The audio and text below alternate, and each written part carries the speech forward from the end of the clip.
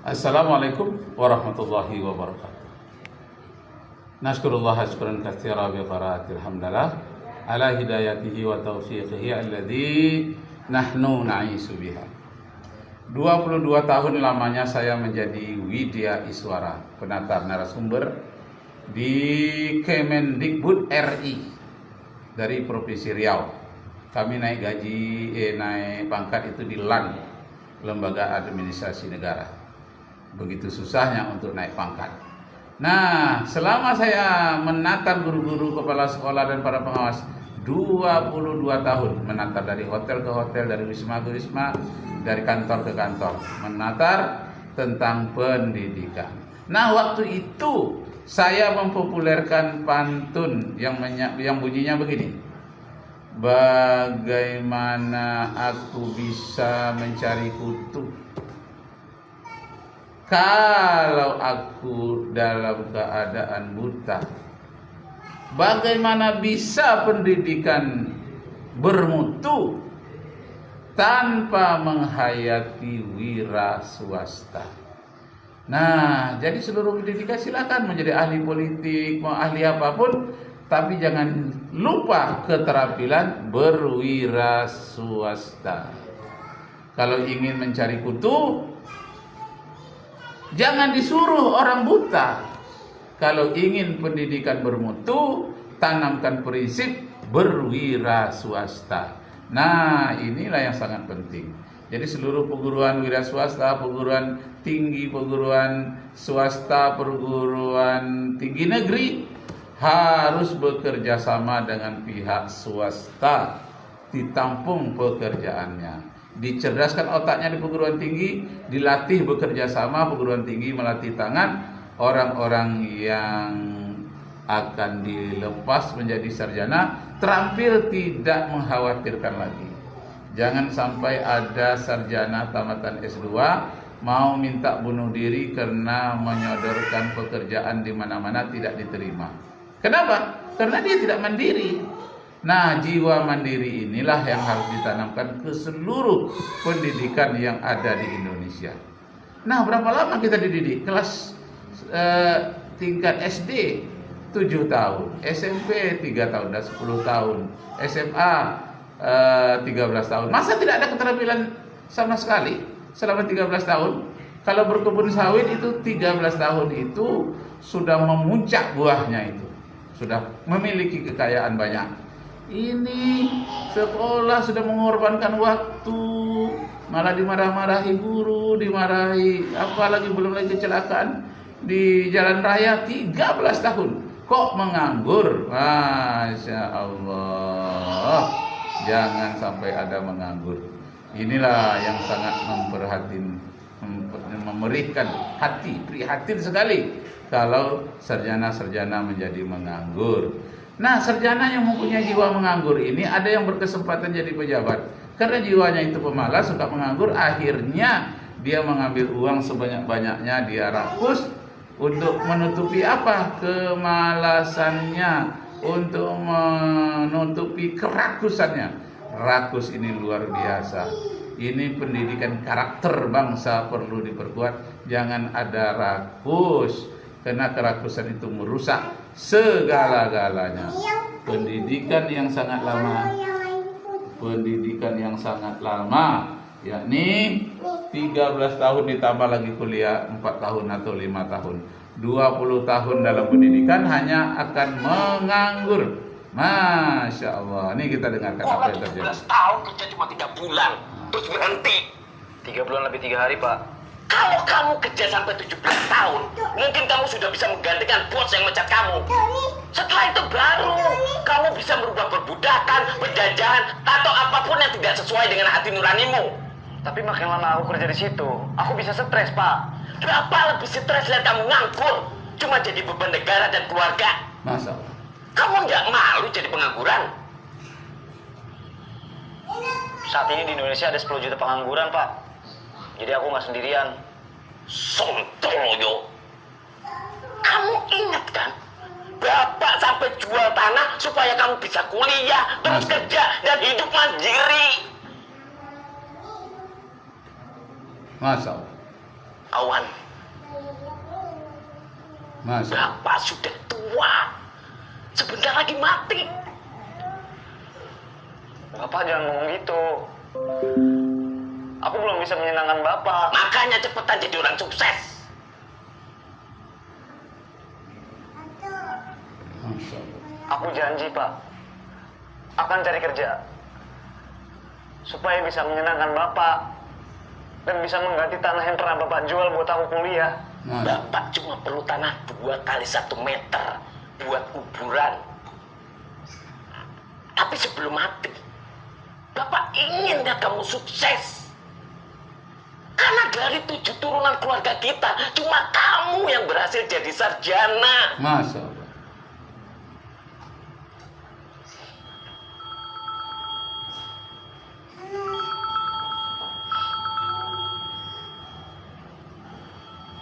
Telepon dari siapa?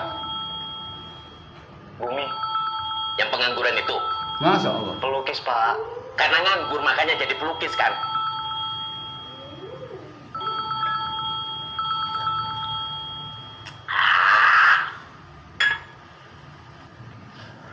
Halo. Oke. Di tempat biasa kan? Sekolah dari TK, SD, SMP sampai SMA 13 tahun. Terus kuliah 4 tahun. Totalnya berapa tahun? Masya Allah.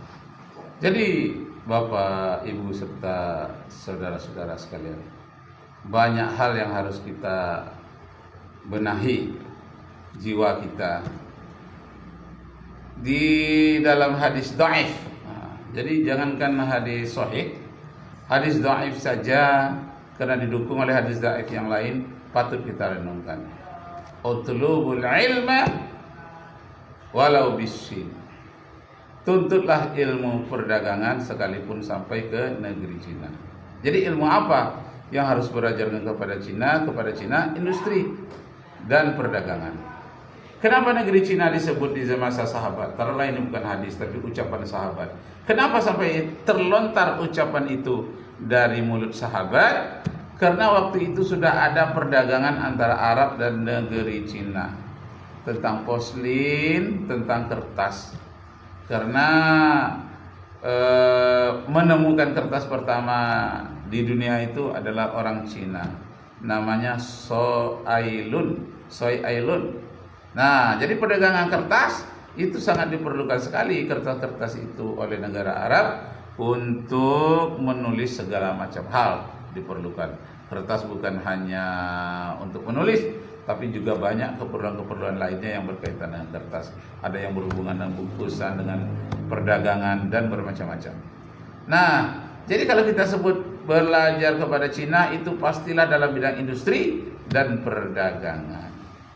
Nah, dalam hadis dikatakan oleh Rasulullah ketika memperhatikan guru-guru, apa kata Rasulullah? 5 la tu'allimuhal hiyaka. Hei guru-guru, kenapa kalian tidak mengajarkan keterampilan menjahit, keterampilan bertenun dan dalam bidang tekstil? Kama tu'allimuhal kitabah. Sama seperti engkau mengajarkan orang hafal Al-Quran. Nah, jadi sekolah-sekolah tahfiz sekarang ini yang menjamur di seluruh Indonesia, jangan hanya dihajar menghafal saja anak-anak itu. Diberikan keterampilan yang menyebabkan dia bisa mandiri. Memang Rasulullah menyebut di situ bidang menjahit, ya, menjahit pakaian. Karena itu peralatan menjahit yang ada pada waktu itu. Kalau sekarang ada komputer, ada keterampilan menjahit, ada keterampilan elektronik, ada keterampilan dalam bidang mesin dan bermacam-macam keterampilan. Yang penting keterampilannya itu dia yakin bahwa hal itu dapat menyebabkan dia hidup mandiri. Masya Allah. Jangan sekolah yang selama ini begitu banyak itu mubazir. Pernah saya di SMA Negeri 4 Jalan Bambu Kuning Pekanbaru. Waktu itu Umar Ahmad nama kepala sekolahnya. Jadi saya katakan, ini kenapa kamu tinggalkan, kamu keluar-keluar? Ini pelajaran penting ini. Lalu kata kepala sekolah, apakah ada mata pelajaran yang tidak penting? Ini penting semua. Nah, waktu itulah terjadi diskusi saya dengan kepala sekolah Ada Pak, yang sangat penting itu adalah mata pelajaran yang menyebabkan kita bisa jadi mandiri. Itulah pelajaran yang penting. Sedangkan hal-hal yang lain yang tidak menyebabkan kita bisa mandiri, bisa dibaca-baca di perpustakaan, itu kurang penting. Itulah ukurannya. Dia terkejut dan terkesima, katanya tak pernah saya dengar selama ini dari atasan saya. Di mana-mana waktu saya kuliah tidak pernah. Nah, kita yang berada di lapangan pernah mengalami seperti ini. Mana pelajaran yang penting, mana yang tidak penting. Yang penting ambil untuk bisa mandiri. Yang kurang penting dikurangi. Supaya jangan kita menghabiskan hal-hal yang waktu untuk hal yang tidak penting. Habis waktu, tidak punya waktu lagi kita mempelajari hal yang penting-penting. Hidup mandiri. Jadi ilmu terisi di otak, hati terisi iman, tangan berisi dengan keterampilan-keterampilan yang sangat penting. Kalau tidak, perguruan tinggi berdosa. Kenapa tidak memberikan keterampilan kepada generasi muda? Hei perguruan tinggi seluruh Indonesia, kalian jangan cepat-cepat menciptakan perguruan tinggi kalau dasar-dasar untuk memberikan keterampilan kepada mahasiswa Anda tidak ada. Mereka nanti akan menghabiskan waktu, menghabiskan uang, menghabiskan bimbingan. Mereka akan menganggur. Anda disumpahi perguruan itu oleh mahasiswa yang begitu banyak, jutaan penganggur di Indonesia. Masya Allah, Allahu Akbar, Allahu Akbar, Allahu Akbar, walillahil hamd.